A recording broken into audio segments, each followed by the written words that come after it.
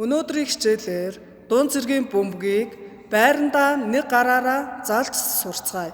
Төхүүлэх дасгал 1. Дасгалаа эхэл 1, 2, 3, 4, 5, 6, 7, 8. Дасгал 2.